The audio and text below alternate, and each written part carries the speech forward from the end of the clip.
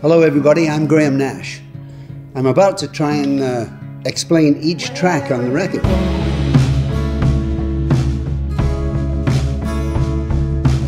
The first track is This Path Tonight.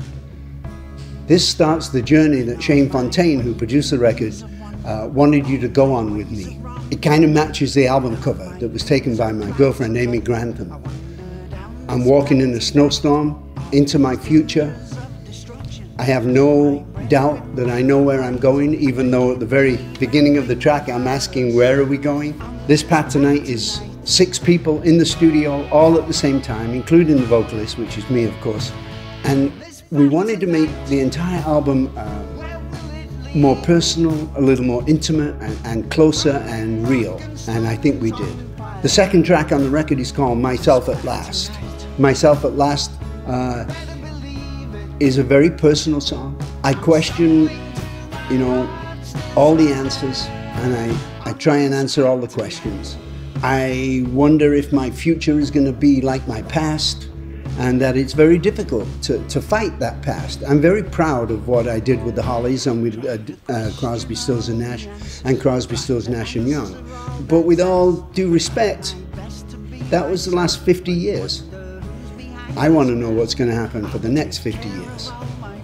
That brings us to the third track, Cracks in the City. Written in New York City.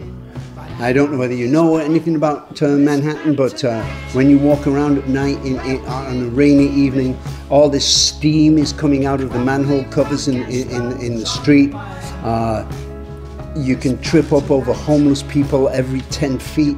It's incredible. It's a great city, but it can be quite scary sometimes. So Cracks in the City is basically about Manhattan. After that, there's a song called Beneath the Waves, a song that I wrote basically for me and David and Stephen, because the chorus says, 50 years before the mast, how long can it last? It's a good question, how long can it last? Beneath the Waves is one of my favorite tracks on the record. The drummer, Jay Belleros, and his wife, Jennifer Condos, are a husband and wife team, and they have a great heartbeat, which is what I've always wanted from drummers. And Ringo Starr is a perfect example of somebody that gives a heartbeat to every song. The next track is called Fire Down Below. It starts off with the end of my marriage to my wife of 38 years. We got divorced, and I fell in love with Amy Grantham. Fire Down Below is exactly what she did to me. She set me on fire creatively, and Fire Down Below is about that. The next track is called Another Broken Heart, because with all due respect, how many times can our hearts be broken and still be in one piece? A song I wrote. Actually, every single song is about me, basically. My art as a songwriter is to make sure that you think that the song is about you. Another Broken Heart is very much like that. Then we come to Target, a love song that I wrote in the guise of Cupid, with my arrows and a bow, a love song that I wrote for Amy. After Target comes a song called Golden Days. And the first part of Golden Days is about my time with the Hollies. And the second part is about the broken days of how difficult life was after World War II in England. And the third part of it is these golden days, because I've said this many times before, but if you have the right attitude, these days can be the golden days that we have. And I've also said this before, that bad news sells, always. It's only the worst news that is usually on the news. But there are millions of good things that happen in the world every single day, and if we're only able to stay positive and creative, we can make these days golden days. Next song is a song that Shane and I wrote for our friend Levon Helm when he was dying.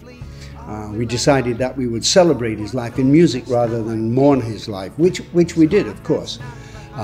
One of the most emotional parts of my life for the last few months is when Shane and I played Levon's barn in Woodstock. We did a benefit to raise money to keep the barn and the shows going. And to sing that song back home with Levon's daughter Amy sitting in front of us crying her eyes out when we were singing a song to her father was very emotional for me. The last song on the record is called Encore, and it asks a very simple question. Who are you when the last song is over? Who are you when the last show's done and the lights are fading? Are you a decent person?